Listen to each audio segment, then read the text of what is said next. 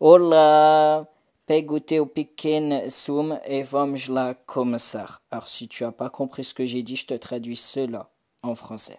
Salut, prends ton petit jus et on va commencer. J'ai juste quelques petits mots à te préciser pour que tout soit clair entre nous et que tu comprennes un peu plus. J'ai décidé d'appeler mon podcast, mes podcasts, le journal d'un homme transgenre. Pourquoi? Parce que là, je vais te raconter clairement, comme je te l'ai dit dans le podcast précédent, je vais te raconter ma vie, tout simplement. Donc là, je vais te parler de ma période d'adolescence aujourd'hui et te donner pas trop de détails non plus parce que sinon ça va être beaucoup trop long et ça va être beaucoup trop chiant pour l'écoute. Donc voilà. Également, ça fait un petit moment que mon histoire est disponible sur la plateforme Wattpad où là, en soi, il y a beaucoup plus de détails, si tu préfères. Donc également, avant que j'oublie, tout ce que je vais te dire dans ce podcast et dans les prochains, tout est vrai. Il n'y a rien du tout qui a été inventé. Je ne m'amuserai pas non plus à inventer de telles choses. Ok? Au moins, c'est dit, c'est fait. On commence? C'est parti? J'espère que tu es prêt, prête, etc. Je suis né le 15 mars 94 exactement à Saint-Étienne dans la Loire. Tu vois, j'étais un petit bout de chou né dans le corps d'une femme à la naissance, mais ce corps, je le haïssais, mine de rien, de plus en plus quand je grandissais. Mes parents, lors de ma naissance, ils avaient un petit appartement composé d'une chambre et ma chambre était un placard. Ouais, je te raconte pas de mytho. C'était mes parents qui m'ont raconté cela. J'étais en mode Harry Potter si tu préfères. Faut mieux le prendre bien ce genre de détails que le prendre mal. Je suis portugais d'origine également, c'est pour ça que je t'ai parlé d'une langue étrangère au début de podcast. Au départ, mes parents pensaient avoir un petit garçon et le contraire se produit. Ils avaient même choisi mon prénom, tu vois. Ils avaient choisi Mathéo tous les deux. Mathéo, M-A-T-E-O. Oui, parce qu'il y a beaucoup qui ajoutent un H alors qu'il n'y a pas de H à mon prénom. À ce moment-là, tu vois, j'étais beaucoup trop jeune pour comprendre tout ce qui est dysphorie de genre, transgenre, transition, tout ça. Je continuais à vivre ma vie d'enfant, puis voilà l'arrivée de ma sœur et de mes deux frères dans ce monde. Et j'étais vite passé aux oubliettes de la part de mes parents. J'ai très vite remarqué que je manquais beaucoup d'amour de leur part, beaucoup d'attention, à part une personne qui m'a donné beaucoup d'amour, beaucoup d'attention, qui était tout simplement ma grand-mère. Puis l'enfer, si je peux l'appeler cela ainsi, commençait à arriver. En primaire, le harcèlement commençait. Tout au long aussi de cette période, j'aimais toujours pas autant mon corps. Puis j'ai subi de la part de mes camarades de classe de la violence physique, insultes, etc. Du harcèlement pur et dur.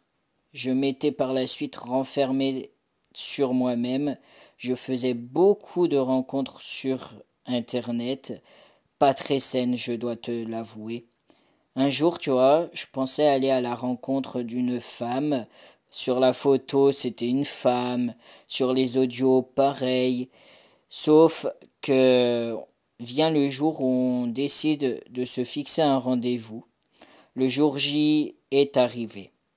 Et c'était tout sauf une femme que j'avais en face de moi, mais un homme fortement alcoolisé lors de la rencontre. Il commençait à me toucher les cheveux, d'un coup il veut également aller dans un endroit à l'abri des regards, sauf que je ne voulais pas. Mais j'étais jeune et insouciant, donc du coup je l'ai suivi. Et de là, il commence à vouloir me toucher les parties intimes. Je l'ai repoussé et j'ai pris mon courage à deux mains et j'ai décidé de prendre la fuite. Malheureusement, tu vois, dans ce genre de situation, il n'y a pas grand monde qui décide avant que cela se produise de partir. Il y en a qui n'ont pas cette force, malheureusement. Moi, je ne sais pas par quels moyens, je ne sais pas non plus comment ça se fait que j'ai eu ce courage-là de pouvoir fuir avant qu'il y a encore bien plus important qui m'arrive dans cette situation. Si j'ai un petit conseil à te donner, toi qui m'écoutes, faites attention énormément sur Internet. Parce que oui, tu peux forcément tomber sur des gens bien, des gens qui ne sont pas malsains, mais tu peux très vite tomber également sur des gens qui sont très malsains et qui vont être là dans le but de te détruire physiquement, moralement, etc. Donc vraiment, fais attention avec qui tu parles sur Internet parce qu'on ne sait jamais qui se cache derrière un écran. D'accord? C'est une petite prévention de ma part et je trouve que c'est quand même un petit peu important d'en parler parce que mine de rien, les jeunes d'aujourd'hui ne sont pas au courant de cela, pensent qu'il n'y a que des gens bien, que Internet c'est le monde des bisounours alors qu'il y a également du négatif à cela, donc faites vraiment attention à vous, c'est très important. J'ai échappé au pire, si je peux dire ça comme ça, mais si j'aurais pas eu ce courage-là, je pense que j'aurais pas pu échapper aux griffes de cet homme qui est un pédophile. Aujourd'hui, j'apprends à vivre avec et je suis quand même mine de rien fier de moi parce que j'arrivais pas du tout à l'exprimer à l'oral et aujourd'hui je l'exprime et j'en suis fier.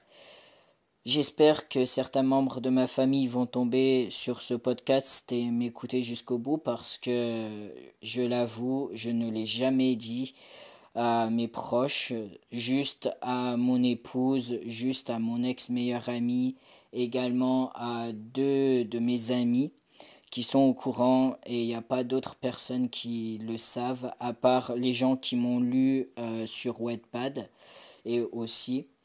Donc voilà, ça fait du bien d'un côté de vider son cœur, de parler de cela, pour que tu comprennes un peu mieux les prochains podcasts des autres samedis qui vont arriver.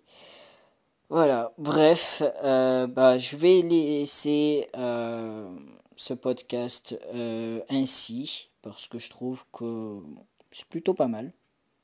Hein. J'espère que ça t'a plu.